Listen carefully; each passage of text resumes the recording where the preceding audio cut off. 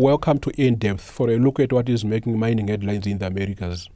An independent panel has published a report on the explosion at the Upper Big Branch mine in West Virginia that killed 29 workers in April last year.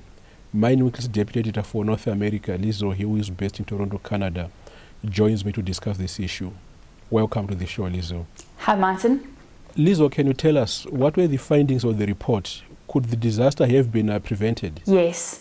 They were very clear in saying that not only could this explosion have been prevented, not only could this disaster have been avoided, but they were also very clear and in fact used quite strong language in the report in stating that in fact the responsibility for this explosion that killed these 29 people lies squarely with the management of Massey Energy.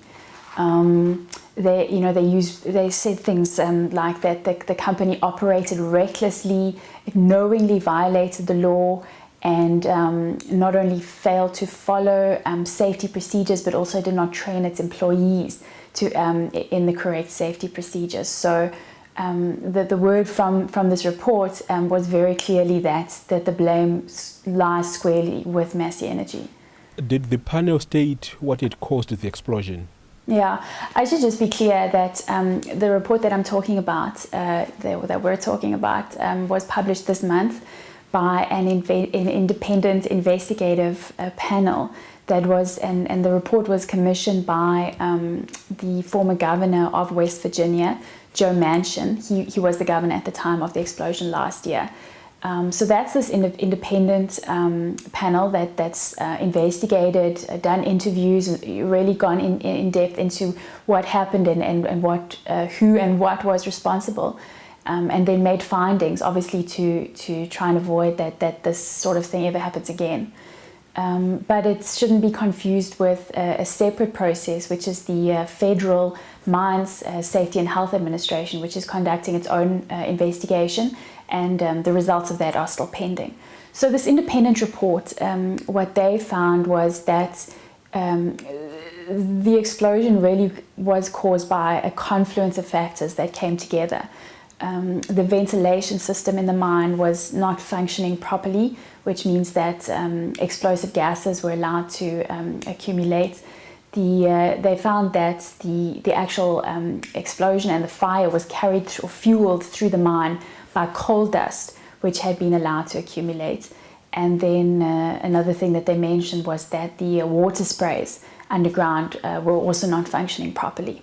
So there were a number of things that came together. And then, of course, as I mentioned, the issue of not only the sort of just the attitude and approach of the mine and the company management they singled out, as well as the fact that workers were not properly trained in safety procedures to recognize dangers and then to know how to respond to them.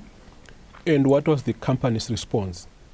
Yeah, Massey has said before, and they've repeated that it's their belief, and they've done their own investigations and studies, that it's their belief that the explosion was caused by a massive inflow of methane-rich gas. So they disagree with the findings of this independent panel that the explosion was fueled by coal dust. Massey has had a difficult time since the Upper Big Branch explosion. Obviously, just aside from the negative perceptions of the company, various lawsuits and claims and so on, they obviously lost the production from the Upper Big Branch mine after it was closed, and their production also just has been constrained in sort of a number of ways. The Mine Safety and Health Administration has really cracked down on the company with inspections, so that has interrupted production. And then the company, in the midst of all of this, they agreed earlier this year to be acquired by a rival US coal producer, Alpha Natural Resources.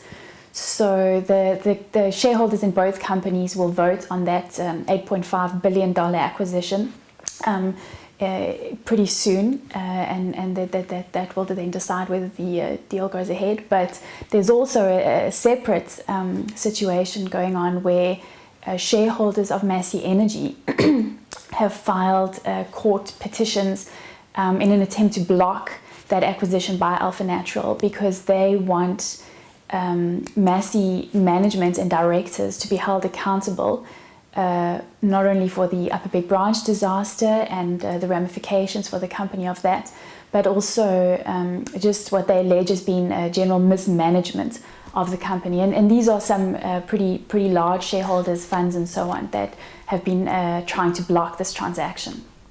Thanks, Lizo, for your time. That's the show for today. Join us again next week for more news and insight on mining in the Americas.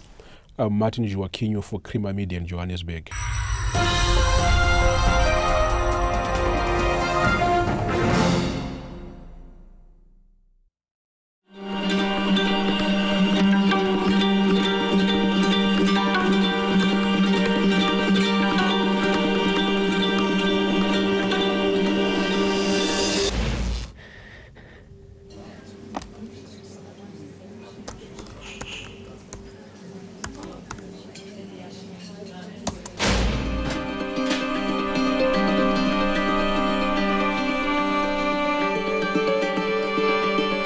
Donate now and give 15 Rand a month. SMS JOIN to 41486.